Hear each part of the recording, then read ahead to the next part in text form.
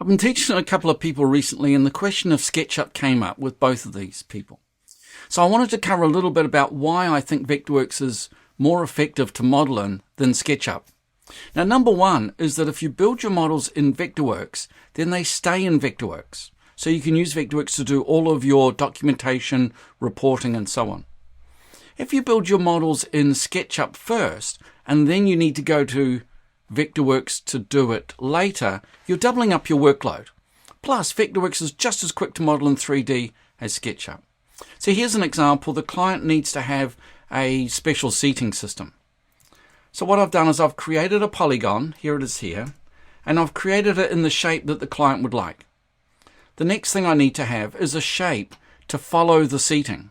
So I'm going to use a polyline, start here, there, and double click to finish.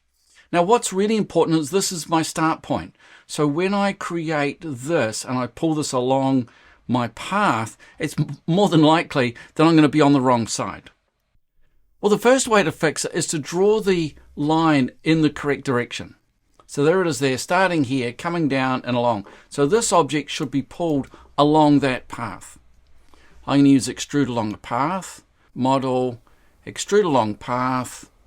Make sure I've got the path object selected, so that turns red. There's no preview button, so I can't tell. So let's click OK, and what have we got? Let's look at that in 3D. So it's pretty much gone in the right direction because I thought about the direction of my path. But the problem I've got is that if we edit the profile, my object is centered on the path. What do I mean by that? Well, the center of this object, which is right here, is actually where the path intersects my profile. If I move that so that the corner of my profile matches the path location, then I get that at exactly the right place.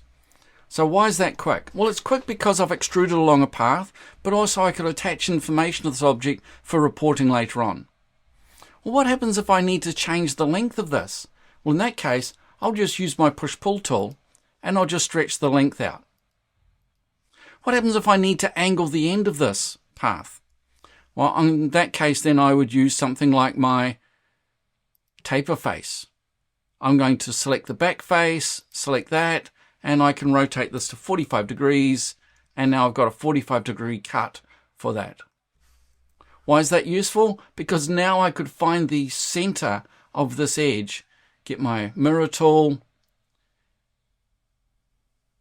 and do I want it to go all the way? Well, let's try it. So let's try that with the mirror tool. I'm going to find that there's my midpoint there.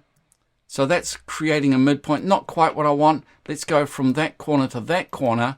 And now, hey, I've got a great looking seating area. So those are the reasons why I like to use Vectorworks, because it's really quick to model. But I've also got this example here with the decking.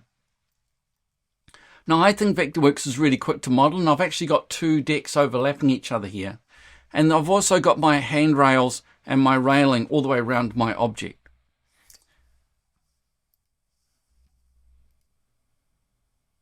So I've created an entire building here. I've got the site plan, I've got the building level, I've got that level, I've got the house. But to create this deck area, I've actually created it using slabs. Let's just hide some of that information. I'm going to use my visibility tool. I'm going to hide that object there. And now you can see what I've created is a series of construction drawings. So now I've got actual construction drawings on here. Let's just have a look. What class are they on?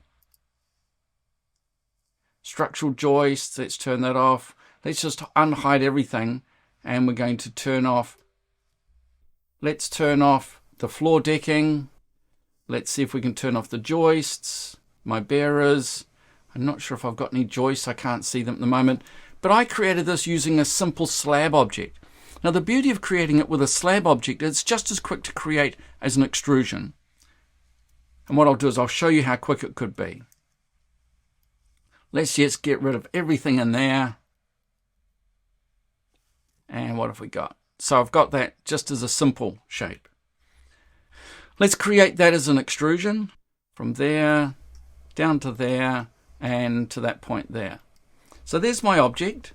Now I could extrude that, so I could go Command E. So let's extrude that. I'm using meters here, so I'm just going to go minus 0.5, so half a meter, and you can see I've just created an extrusion straight away. Very simple. But the other way to do that is, instead of creating an extrusion, I could use right click, create objects from shapes. Let's create a slab object, and I could have a slab. We're going to delete the source shape. There's my slab there. Now I could have components, but I could also have a styled slab. So I could now replace that with a styled slab, and you can see it's got all my bits and pieces in it. Now that's actually a roof that I've exchanged it with. So let's replace that, and let's find something which is more like a generic sort of deck. Suspended floors. Let's go back to my library. And I've got a ceiling. I've got a rib raft slab. Let's choose that one. And there it is. So I've created a slab which has got a topping, and it's got the ribs underneath.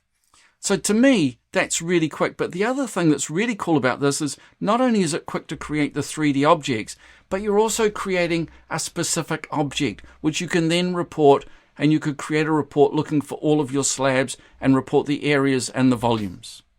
So to me, it's much more effective to use Vectorworks to create your 3D models, and to use real Vectorworks parts. So a quick way to do this would be, like, that's really quick to make the slab, but later on I could then change that slab, or I could remove that slab, or I could go back and create the joists, and I could create the decking on top, and so on. I've reverted back to the original file, and I've hidden the objects that I use for creating it. But you can see I've created individual pieces of timber. Now this looks like it was complicated. It was really quick to create all of these bits of timber.